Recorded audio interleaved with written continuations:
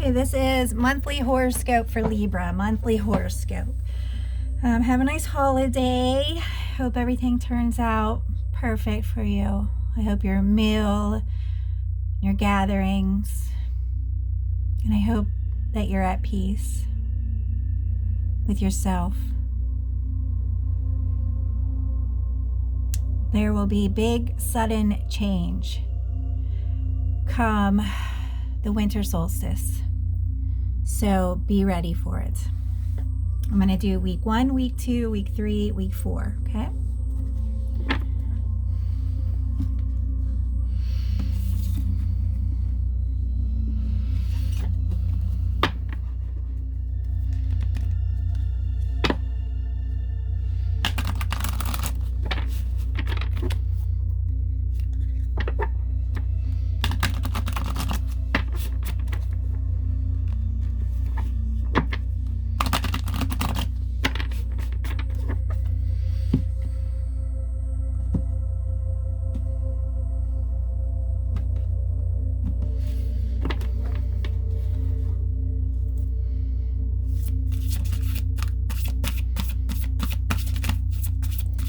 Libra, it's time for your monthly horoscope.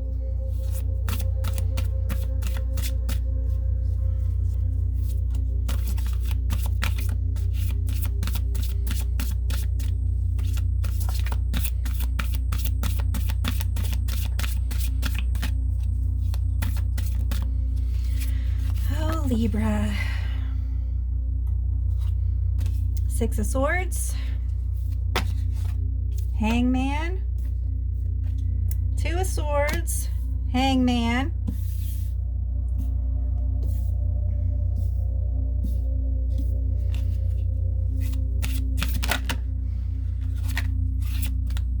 that was the Prince of Swords.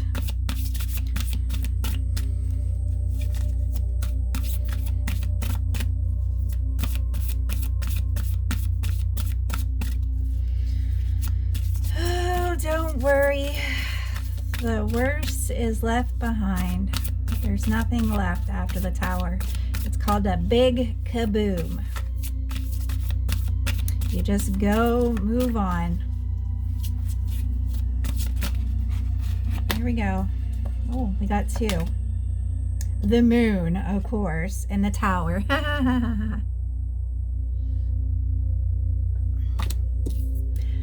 Alrighty. Bottom of the deck, Ace of Swords. Ay, ay, ay, ay, ay. Okay, where am I going to set these at? I had another little table. I don't know it.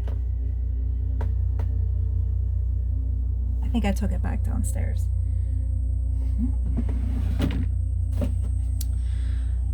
Just put it in the drawer there. Yeah, this one house I used to rent, there was like no kitchen space. And I seriously would have to open up the drawers and lay down cutting boards. So I had like a counter. All right, always got to make it work no matter what. 6 of Swords.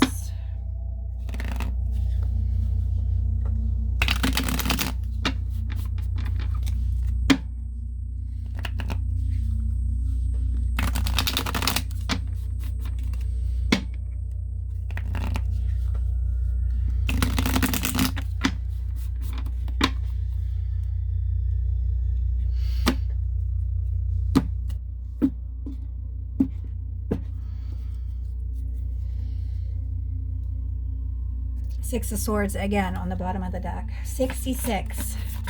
6 of Swords, please, brothers and sisters. The World. 2 of Swords, please. Princess of Wands, Summertime. The Hangman. Neptune.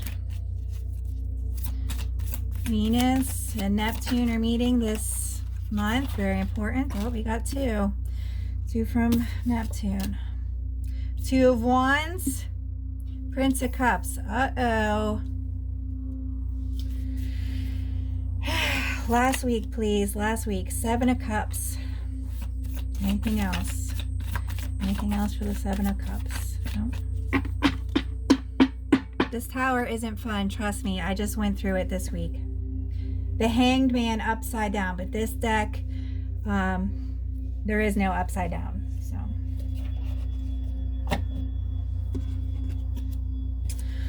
okay, here we go with the clarifiers. No, this one you can't really alrighty, you ready?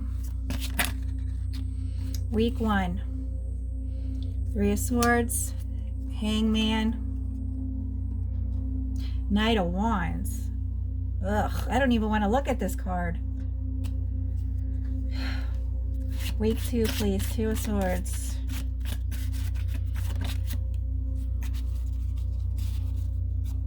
The Lovers. What on earth is going on here? But it's clarified by the summertime. I'm going to have a poppin' summer next year, Libra. Week 3, Temperance. You have an oracle that came through for you. Week 4, the Magician. 8 of Wands. That's movement. I see movement. Uh-oh. 9 of Swords. Yoo-hoo, you are going to be crying. The good cries. The cries to let it on out.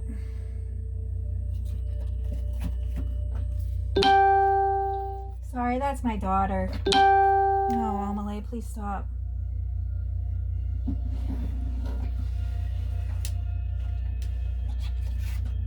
Let's take a look at what the Hangman says in this deck, because it is different.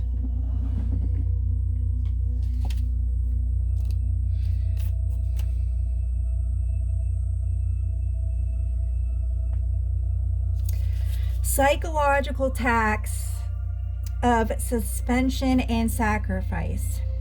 Neptune, astrological god who oversees the collective unconscious and represents the archetype process of surrendering and sacrifice. I was seriously going to sacrifice my hair. Then they were like, no, you didn't do anything wrong, so I don't have to sacrifice anything. Through suspension, the Hangman turns his force towards the unconscious to encounter Neptune, rising out of the watery kingdom. Astrologically, Neptune symbolizes repetitively to the unconscious the dissolution of ego boundaries, the universal urge towards wholesomeness, and the longing to transcend. On the outer level, the Hangman suggests a time to sacrifice the outer world attachments in order to obtain to the inner self. So, sacrifice the outer world. Like all initiatives, we must suspend judgment and control in order to recognize the unconscious patterns. So whatever the universe is doing by the end of the year. So that would clarify too why the moon is here. So all month long, you're going to be in your boat going towards the world, your new cycle. Because it looks like this Knight of Wands came in and broke your heart, but he really didn't break your heart because he didn't have your heart to break it. You were just upset. So once you start learning, not learning that this was a lesson for you, sometimes it's a lesson for somebody else. So you need to see that. You need to stop carrying, you need to get in your boat and just go. Get in the Hangman. I know it's hard. It's very, very hard. This Hangman. I mean, we got the Hangman 3 times.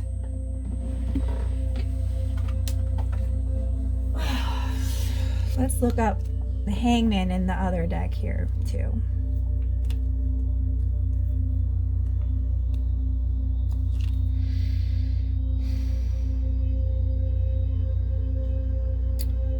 redemption.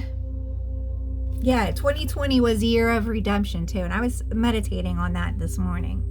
Redemption. That means everything has come into light for you.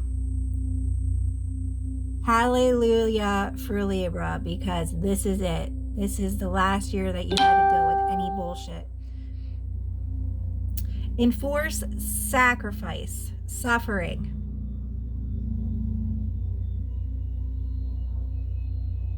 So instead of looking at it as a punishment and a loss and a defeat and a failure and death, you need to turn it around. That's the thing with being upside down. You need to turn it around that this wasn't your lesson. This was you letting go so that you could have your release, your redemption, your sacrifice that kind of like God did for you.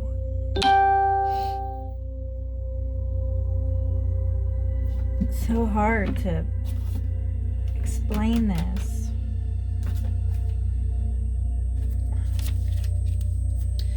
Let's see what Saturn has to say, since, isn't that funny too, how ironic that this is like his big move with him and Jupiter on December 21st, and the World card keeps coming up for everybody. And the Wheel of Fortune is Jupiter. That keeps coming up for everybody too.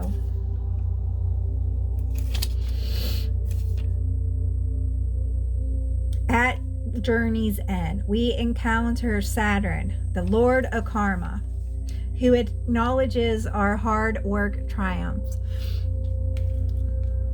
In his right hand,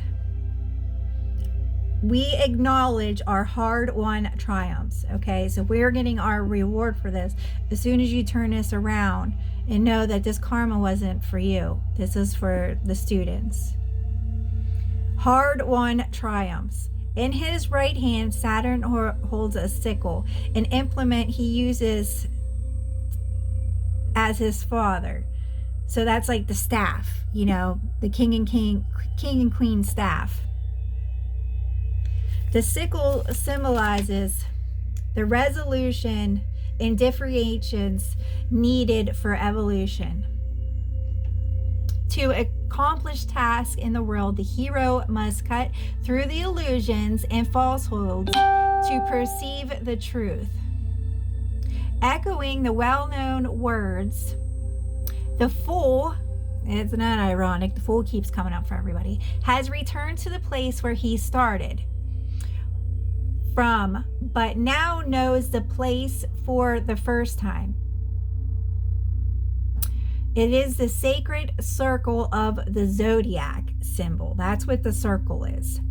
The wholeness of self-acceleration. With the appearance of the world card, the individual unconscious is directing them to participate, cooperate, and embrace by the world. Isn't that funny? The bell keeps going on. You gotta think of it as like a symbol. The soul is evident in the world, not split from it. Oh God, it sounds just like the hangman. So you're getting in your boat and you're gone. The world has taken over. Saturn has taken over. You completed your cycle, your world, your lessons. This was not, even though he tried, he thinks he broke your heart, but he didn't. Just because someone makes you cry doesn't mean that they had your heart. So that's week 1. Saturn, our grandfathers, our fathers, is taken over. And Two of Swords means, in some decks, like in this deck, it means peace being restored with yourself. So come by summertime, you will be in full bloom of love. Okay, so we have a nice prophecy here for us. Week 3, you're going to be waking up to your enlightenment of what this realization of what you have conquered, you know, your triumph. That's what Saturn's saying, what you triumphed over this. And